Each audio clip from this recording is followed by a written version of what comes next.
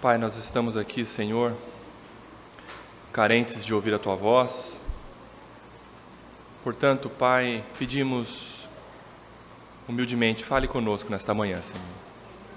Tua palavra é poderosa para nos convencer do nosso pecado, para transformar-nos através do Espírito Santo e que as nossas esperanças sejam renovadas pelas Escrituras. No nome de Jesus, amém. Quando a morte gera vida. Quando a morte gera vida. Abra, por favor, João, capítulo 12, versículo 20 até o versículo 26.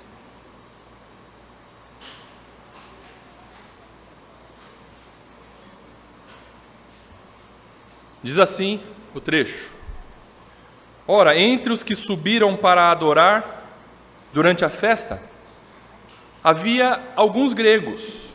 Estes, pois, se dirigiram a Filipe, que era de Betsaida da Galileia, e lhe rogaram: Senhor, queremos ver Jesus. Filipe foi dizê-lo a André, e André e Filipe o comunicaram a Jesus. Respondeu-lhes Jesus: É chegada a hora de ser glorificado o Filho do Homem.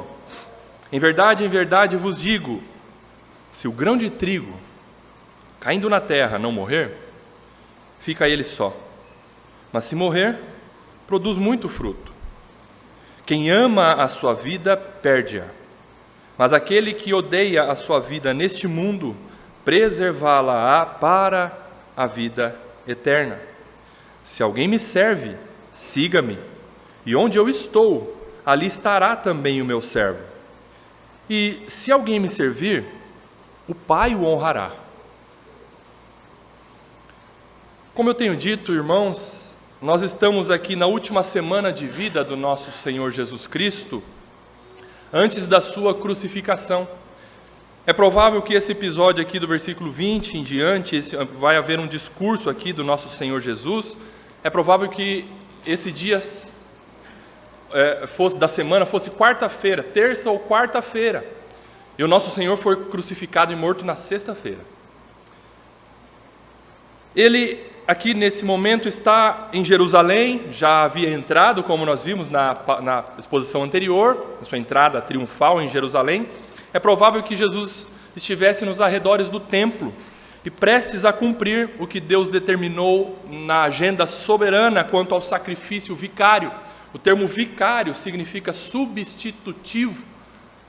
Cristo morrendo no lugar de outro, ou de outros, ou de tantos outros. Isso significa o termo vicário. Cristo morrendo, então, na sexta-feira da Páscoa, no lugar de pecadores, terríveis pecadores como você e como eu.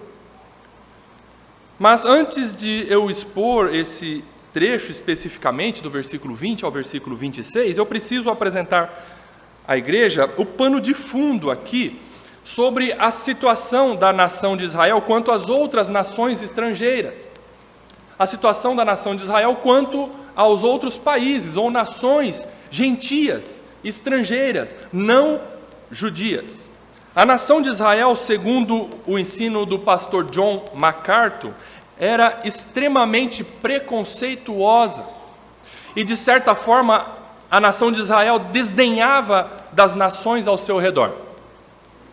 Por exemplo, se um israelita fosse a uma outra nação, viajasse para uma nação estrangeira, ao voltar para Israel, ele tinha que sacudir o pó gentil de suas roupas e do seu sapato, para que não trouxesse pó estrangeiro para o seu país. Isto resultou, então, irmãos, em um isolamento de Israel em relação às nações estrangeiras ao redor. Aparentemente parecia ser bom. Sim, havia determinadas ordenanças de Deus no início ou no caminhar da nação de Israel para não se contaminar com os estrangeiros, sim, mas isso, na verdade, gerou um orgulho destruidor para a nação de Israel. Eles fizeram errado. Quando Deus chamou a nação de Israel para ser o seu povo, Ele não estabeleceu que Israel fosse um fim em si mesmo, mas o meio de Deus para alcançar ou para cumprir o propósito de Deus para a salvação da humanidade caída.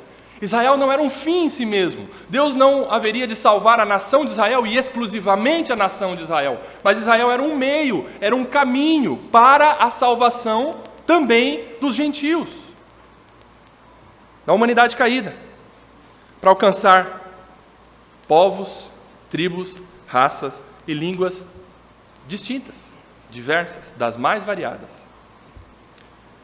Este foi o propósito de Deus para a salvação através da aliança com Abraão e, consequentemente, com a nação de Israel. Olha só o que diz lá em Gênesis 12, eu vou ler para você. Gênesis capítulo 12, versículo 1 até o versículo 3, diz assim: Ora, disse o Senhor a Abrão, sai da tua terra e da tua parentela e da casa de teu pai e vai para a terra que te mostrarei. Quando o Senhor chamou Abrão, ok?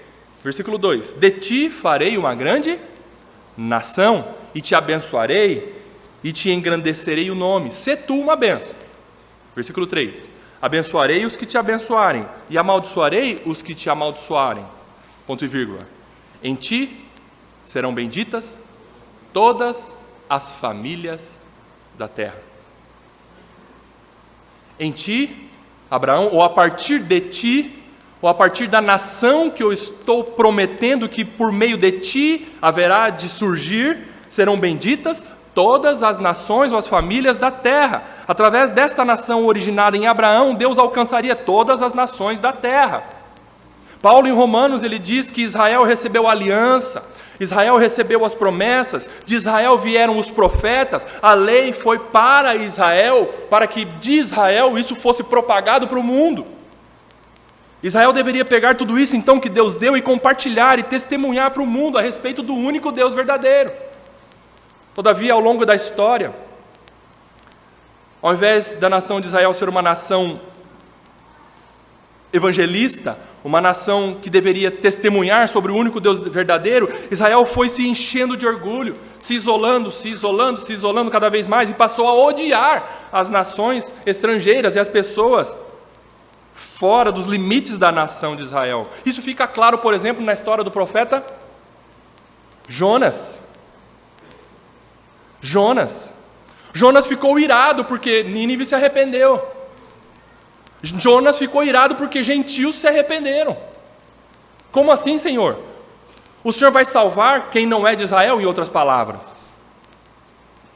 Um preconceito semelhante também para com os gentios estava arraigado no coração do apóstolo Pedro, a ponto dele receber uma visão e ser convencido sobre o alcance da graça de Deus aos gentios também. Isso você pode conferir no capítulo 10 de Atos.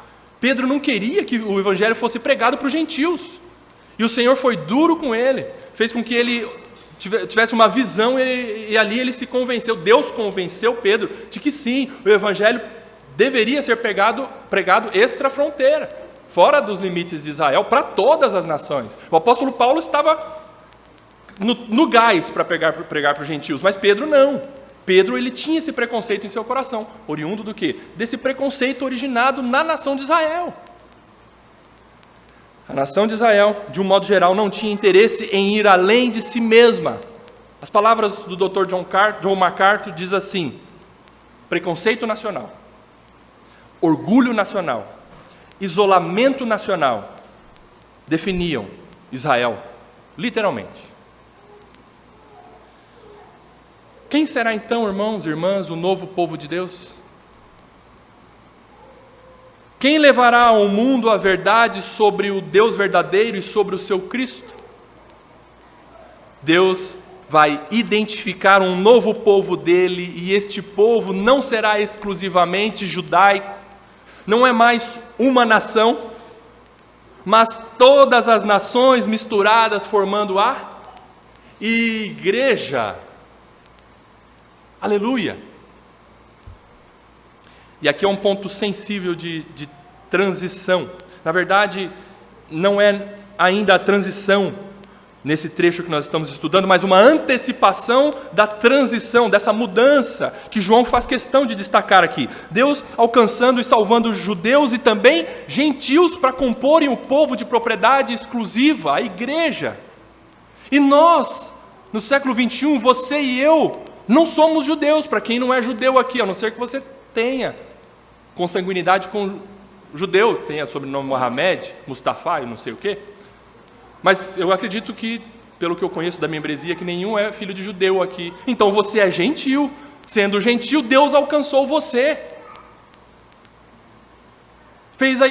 A partir dessa abertura do alcance da graça de Deus, alcançou você e a mim, que somos brasileiros, colombianos, paraguaios, italianos, americanos, espanhóis. Aleluia! Pernambucanos, não, com certeza. Um ou outro pernambucano também é salvo, sim. E o alcance da graça de Deus para todas as nações, alcançando raças, tribos, línguas e todos os povos. Vejamos então agora, vocês entenderam esse pano de fundo? O preconceito que estava enraizado nos corações dos judeus de um modo geral. Lógico, o remanescente foi salvo, nós não podemos esquecer disso. Como o apóstolo Paulo nos exorta em sua carta aos Romanos. Nós não podemos desprezar os judeus, Israel, de um modo completo, absoluto. Não, o remanescente foi salvo. Devemos, assim, de certa forma, aos nossos irmãos judeus israelitas lá do passado, porque Deus usou eles para quê? Para que o mundo fosse alcançado, ok? O remanescente foi salvo. Mas, de um modo geral, havia preconceito endurecendo os corações dos judeus, dos israelitas. Tá bom? Vejamos então o que João faz questão de informar aqui e de testificar, como nós já vimos na última exposição. No versículo 19, o que os fariseus disseram? Isso foi incrível. Olha o que os fariseus disseram. Eis, aí vai, o mundo após ele. Vocês se lembram que os fariseus estavam furiosos, vendo aquela multidão aclamando Jesus como seu rei. Hosana, bendito é o que vem em nome do Senhor e que é rei de Israel. Lembram-se? Os fariseus estavam olhando tudo aqui e falaram, perdemos. Não vale mais nada nós investirmos contra esse homem. O mundo está indo após ele. Irmãos, sem quererem, os fariseus proferiram uma declaração que é certamente uma profecia que está para acontecer aqui naquele momento. Tá? Eu estou me reportando ao tempo do momento do fato aqui. Uma profecia sobre a igreja. Eles falaram despretensiosamente. Eles falaram na ira, na raiva, mas Deus, quem sabe, usou essas palavras deles para falar assim, o mundo está indo após esse homem. O mundo quem? Não só judeus, mas gentios. Jesus está atraindo para si aqueles que são seus no mundo. Aleluia. E isso aconteceu. Uma profecia sobre a igreja, a reunião de povos, tribos, línguas e nações em torno de Jesus glorificado, o Senhor da igreja. Quando houve o Pentecostes, ali a explosão da manifestação da graça de Deus, no sentido de que ali sim houve um esparramar do Evangelho para todos os cantos do mundo. A graça de Deus alcançando não somente judeus, mas gentios, todos os povos do mundo. De ti farei uma grande nação, mas alcançarei famílias da terra. Profecia lá para promessa lá em Abraão. Para selar então o início dessa transição que nós estamos vendo, não somente a salvação para a nação de Israel, agora vocês estão percebendo um embrião aqui, um início de uma transição. Olha o versículo 20. Vamos lá então. Ora, entre os que subiram para adorar durante a festa. Os que subiram para adorar durante a festa eram judeus, tanto da Galileia quanto da Judéia, do norte ou do sul, vinham judeus para a festa da Páscoa, se lembram? Multidão, e uma numerosa multidão, muita gente, judeu. Porém, entre aqueles que subiram para adorar durante a festa, havia alguns gregos. Judeus? Não. Gregos. E gregos, leia-se, gentios. Estes gregos, estes gentios eram tementes a Deus, entre aqueles que subiram para adorar a Jesus, adorar a Deus na festa da Páscoa, não judeus. Aqui se encontra então, queridos, o prelúdio da igreja, o início da transição de Israel como povo de Deus para as nações, pessoas espalhadas pelo mundo, compondo o no singular, povo de Deus, seus eleitos, sua igreja. Paulo escreveu aos Romanos, capítulo 9, versículo 25 e 26, eu vou ler para você. Romanos, capítulo 9, 25 e 26, diz assim: assim como também diz em Oséias, aí ele reproduz a profecia lá de Oséias, o apóstolo Paulo diz assim: chamarei povo meu o que não era meu povo. Quem que é povo de Deus? Israel. Mas ele falou assim: vou chamar também meu povo, quem não era meu povo.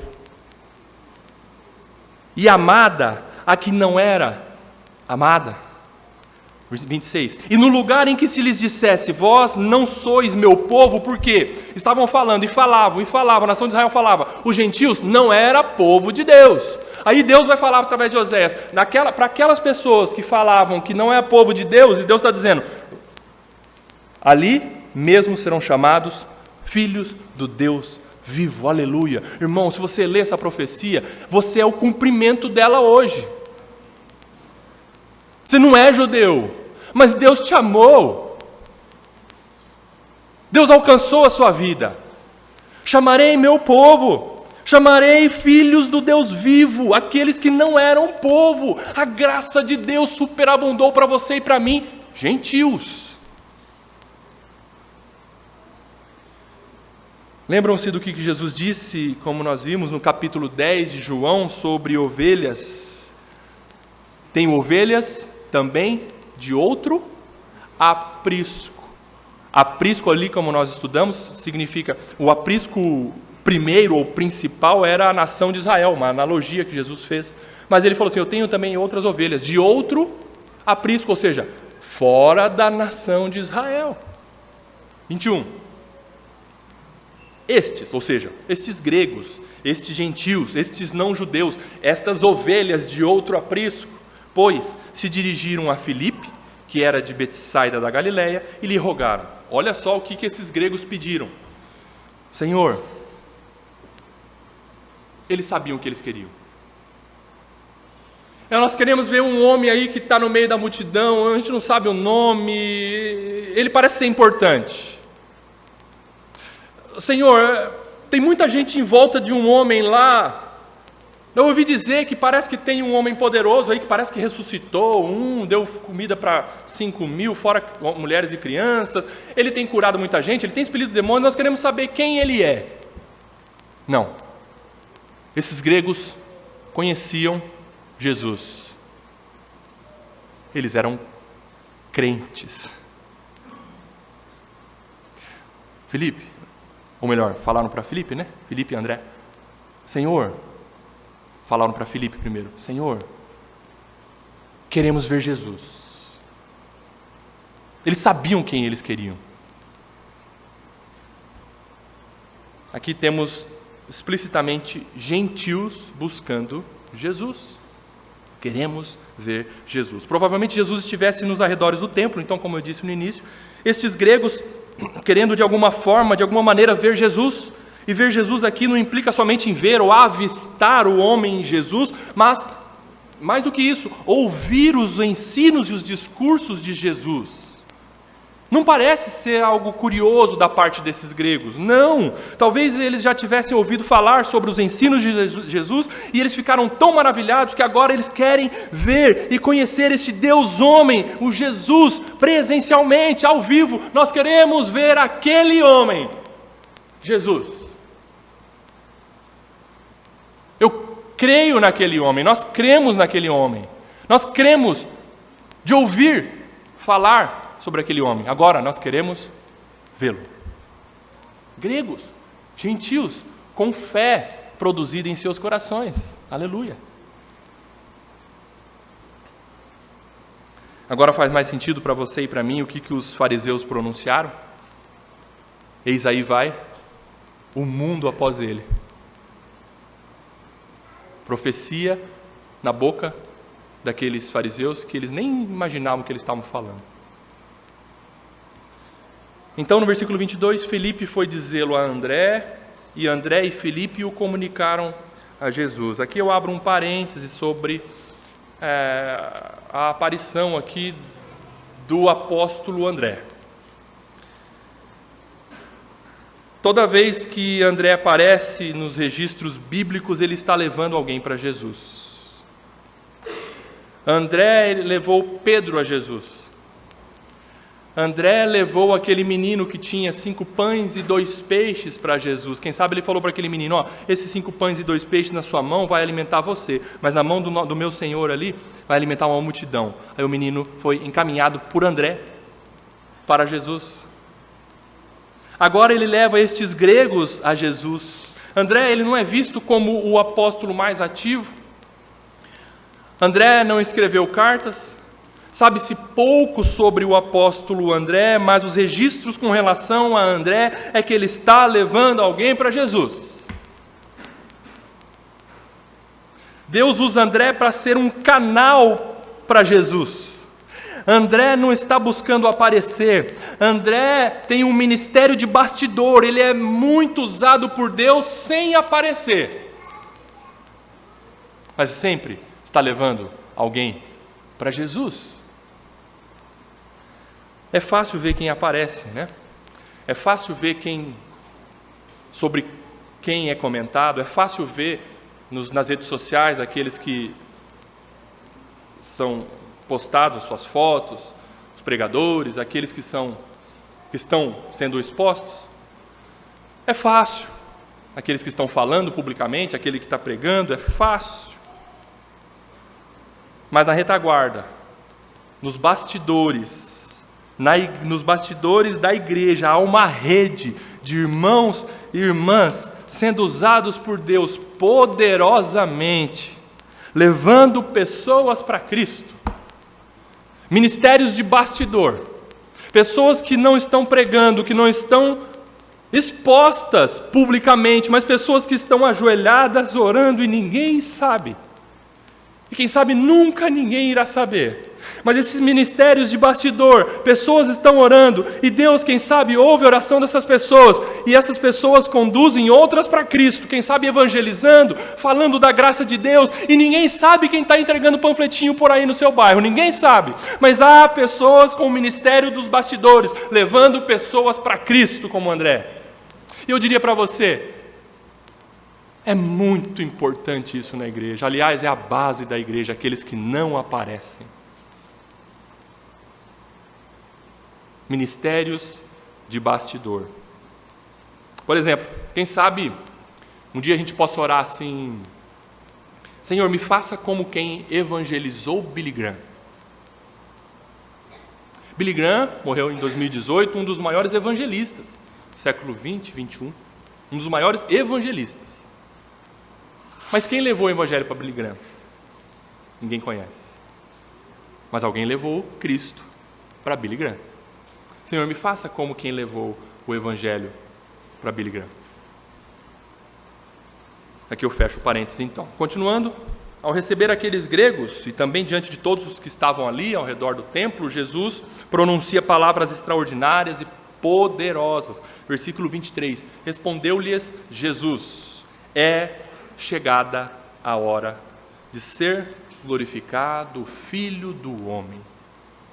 Irmãos, essas palavras de Jesus, ele não está dizendo isso que é a chegada, mas assim, espera um pouquinho que já vai acontecer. Jesus está dizendo agora ali,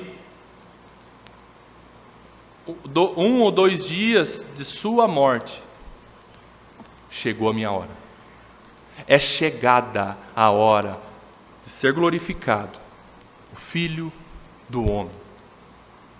E aqui Jesus, ele usa uma expressão que era comum ali pelos judeus que estudavam as profecias, principalmente o capítulo 7 de Daniel. E eu peço a você que abra lá, capítulo 7 de Daniel. Vamos ler o versículo 13 e 14 dessa profecia, o profeta Daniel, versículo 13 e 14. Jesus ele fala então para aqueles gregos, para aqueles judeus, quem pudesse ouvir: é chegada a hora de ser glorificado o Filho do Homem. Quando gentios começam a buscá-lo, quando gentios são atraídos por ele, Jesus pronuncia isso. Olha a profecia de Daniel, capítulo 7, versículo 13. Eu estava olhando nas minhas visões da noite, e eis que vinha com as nuvens do céu, um como o Filho do Homem. E dirigiu-se ao ancião de dias, e o fizeram chegar até ele. Versículo 14, preste atenção. Foi-lhe dado domínio, para quem? O Filho do Homem. Foi-lhe dado glória e o reino, para que os povos, nações e homens de todas as línguas o servissem. E o seu domínio é domínio eterno que não passará, e o seu reino jamais será destruído. A profecia de Daniel estava dizendo o quê? Que o Filho do Homem viria, seria glorificado para alcançar nações, povos, línguas, além dos judeus. Olha a profecia de Daniel, que coisa linda, sobre o Filho do Homem. Maravilhoso. E como o Filho do Homem seria glorificado? Como que o Cristo, o Messias, seria glorificado? Versículo 24.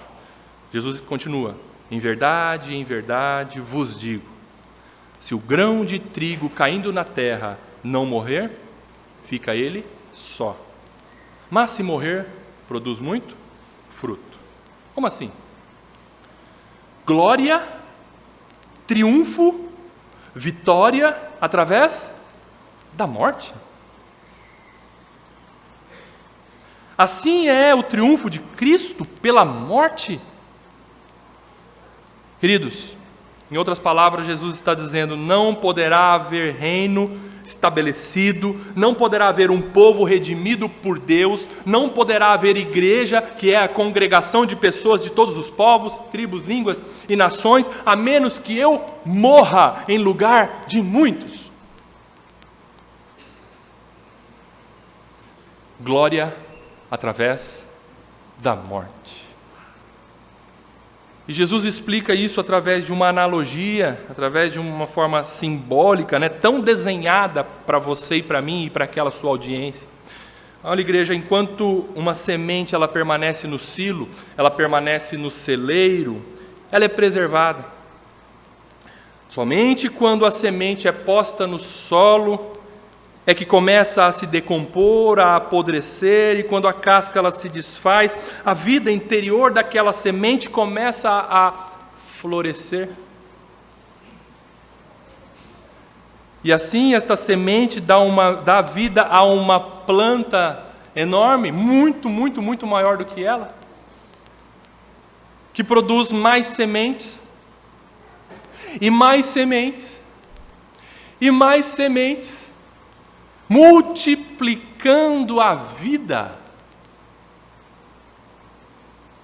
Que analogia magnífica do nosso Senhor. O grão permanecendo sozinho não produz fruto, a menos que morra. E aqui ele não está falando sobre você e sobre mim. Aqui ele está falando sobre ele. Não é a minha morte que faz com que muitas pessoas tenham coragem de continuar vivendo. Não é a morte de um pregador ilustre que faz com que a igreja permaneça e as pessoas são motivadas a continuar. A igreja só existe e ela só permanece por causa da morte do único Jesus. A igreja está estabelecida pela morte do único Jesus.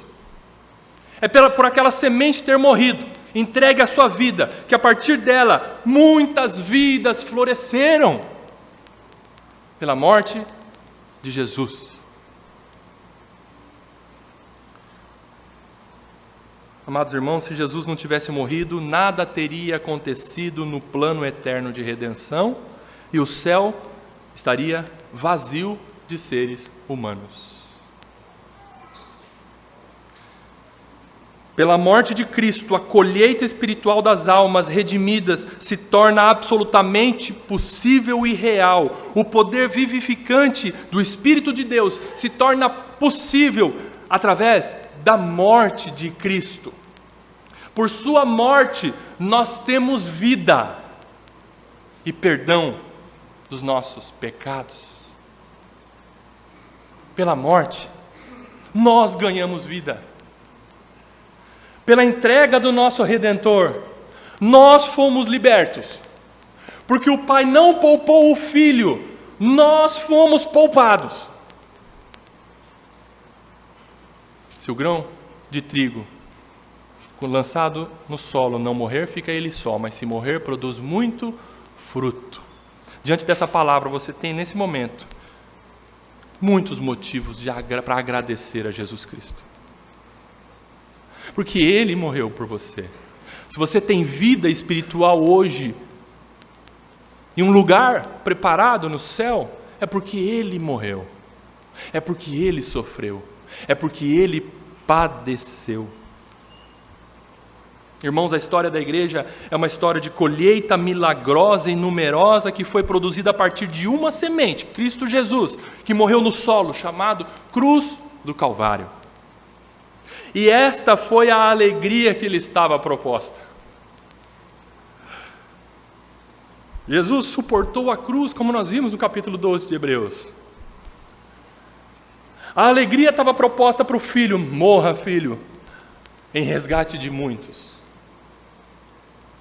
E ele foi, e ele não titubeou, e ele se entregou, e essa semente morreu, para que a partir dela, nós tivéssemos vida. Após a conversão, então, após sermos alcançados por esta vida que Cristo nos dá, há então um chamado a todos, você, eu, não somente judeus, mas todos, independentemente de nacionalidade, todos aqueles que são novas sementes, que são novas vidas, que são novas criaturas em Cristo Jesus. Este é o chamado e a lógica do reino de Deus. Olha o que Jesus continua dizendo no 25: quem ama a sua vida, perde-a. Agora ele está falando para você e para mim. Quem ama a sua vida, perde-a.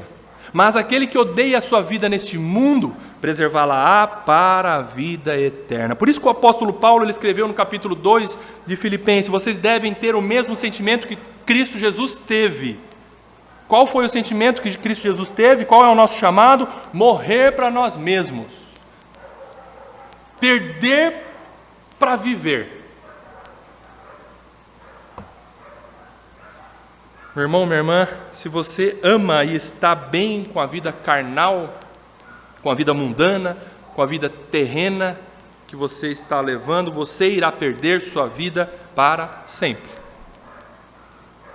Agora, se você odeia a sua vida neste mundo, se você odeia a sua vida cheia de pecado, cheia de impiedade, cheia de egocentrismo, cheia de orgulho, vida cheia de desesperança, você odeia a sua vida como um terrível pecador e quer verdadeiramente abandonar tudo isso, fazer morrer esta natureza terrena que habita dentro de você e de mim, então você e eu viveremos eternamente com Deus.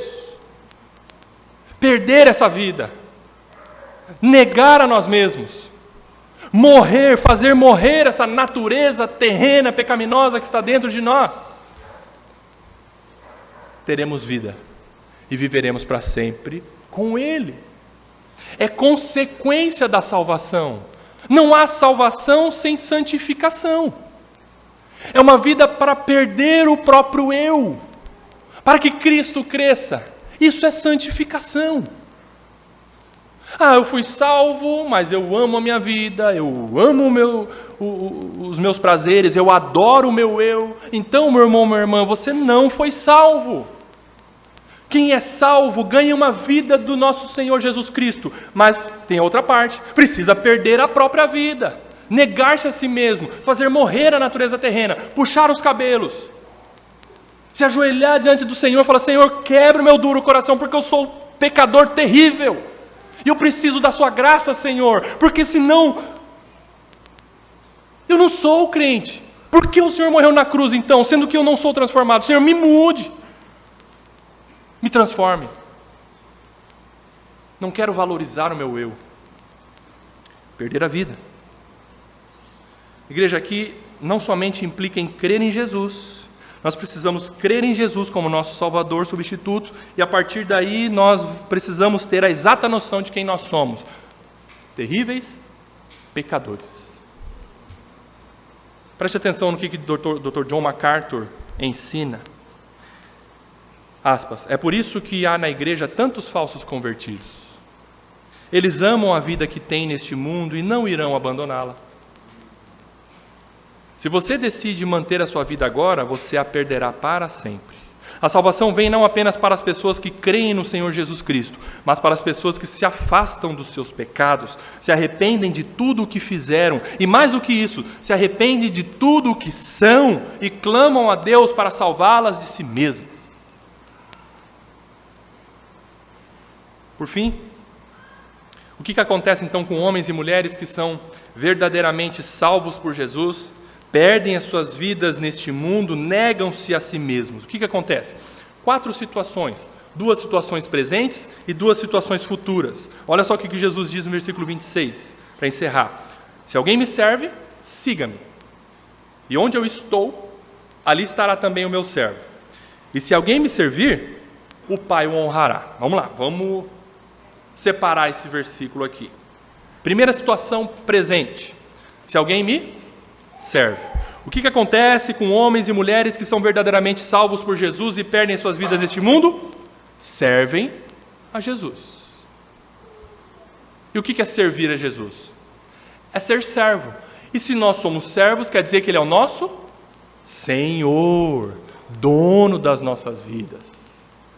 O Evangelho hoje está sendo pregado de uma forma tão água com açúcar, no sentido de dizer o Jesus é Salvador. Ou essa bênção eu quero, mas Jesus é Senhor. Ah não, aí também não. Aí mandar na minha vida não. Aí pode deixar que daqui para frente eu sigo. Me salva e daqui para frente eu vou. Não, Jesus é Senhor, Salvador e Senhor. Ele te salvou, Ele manda em você. Se manda em você, você tem que obedecer. É a segunda parte, segunda situação presente. Se alguém me serve, siga-me. Se é servo, está atrelado, vem a reboque. Servo, segue. O que é seguir? Obedecer. Não tem como desvincular.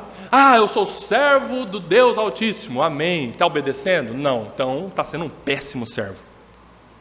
Eu digo isso por mim. Servo, segue. Segunda situação presente, entendeu? É servo no presente, segue, obedece no presente. Agora a terceira situação, agora no porvir. Estarão, olha lá, o que acontece com homens e mulheres que são verdadeiramente salvos por Jesus e perdem as suas vidas neste mundo? Elas estarão para sempre onde Cristo está hoje, glorificado. Olha lá, a segunda parte. E onde eu estou, ali estará, é no futuro. Ali estará também o meu servo. Só que, nosso Senhor é Deus, né? Na hora que ele estava falando isso, o que ele fala? Onde eu estou. Mas ele fala, onde eu estou, ele está com o Pai. Ele é Deus. E ele fala assim, onde eu estou, ou seja, lá no céu, como Deus. Lá estará o meu servo. Entenderam? Não é que Jesus estava na terra, falando isso. Só que ele estava falando, onde eu estou com o Pai. E quem é meu servo estará com o Pai. Perceberam? Então essa é a situação futura, minha e sua. Nós estaremos com o Senhor, glorificados, para vivermos para todos sempre com Ele. Ele foi e assentou-se nas regiões celestiais. Nós estaremos com Ele, assentados com Ele. Nós já estamos com essa bênção. Só que nós ainda não tomamos posse, não vivemos essa bênção ainda, bênção espiritual. Estarmos assentados com o nosso Senhor Jesus Cristo nas regiões celestiais.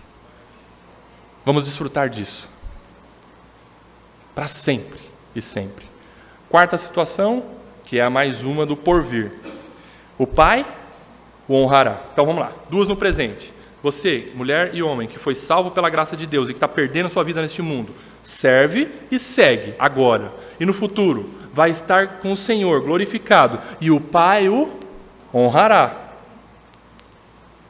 Aqui, nesta existência passageira, temporária, finita, você decide por perder a sua vida neste mundo, meu irmão, Minha irmã, você abandona a sua vida de pecado com todos os seus prazeres carnais, sua justiça própria, todas as suas ambições pessoais. Se for preciso, então enfrente a morte física como servo de Cristo aqui, nessa terra, e no porvir, eternamente. Deus, aquele que recebe toda a honra e toda a glória, Ele concederá graciosamente honra para você.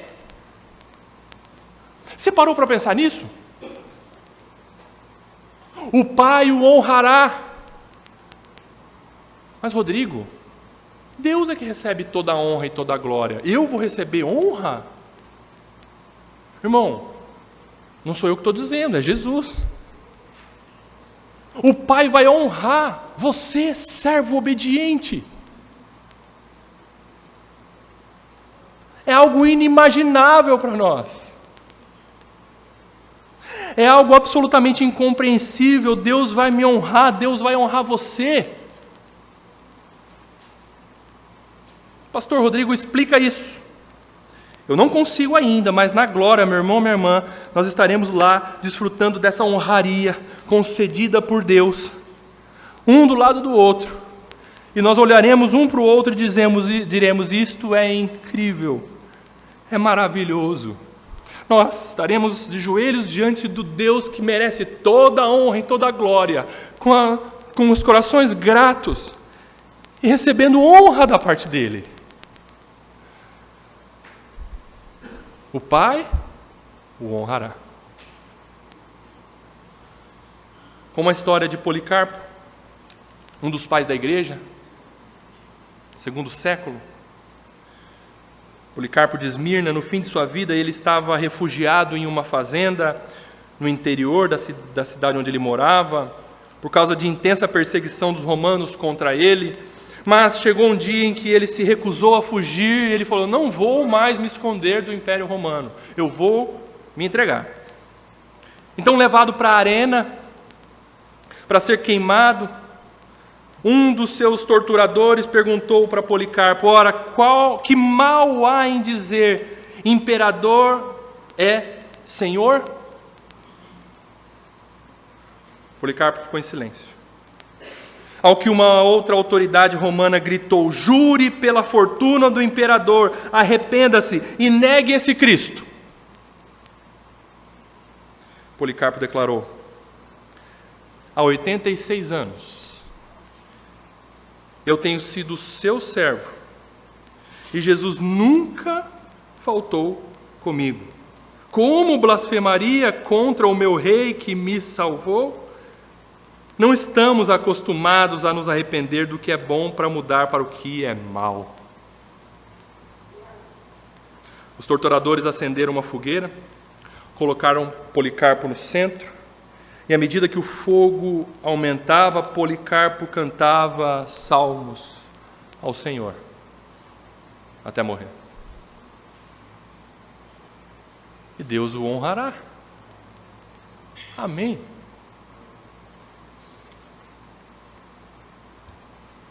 Eu encerro então dizendo para a igreja, para você, membro do corpo de Cristo, da igreja do Senhor, você perdeu a sua vida aqui neste mundo? Suas vontades carnais estão sendo contrariadas? Sua vida está preservada, então, para a eternidade com Deus, através da morte vicária, substitutiva de Jesus Cristo no seu lugar. A morte dele gerou vida em abundância para você e para mim. Portanto, toda a honra, toda a glória sejam dadas ao nosso Senhor Jesus Cristo. Amém. Amém.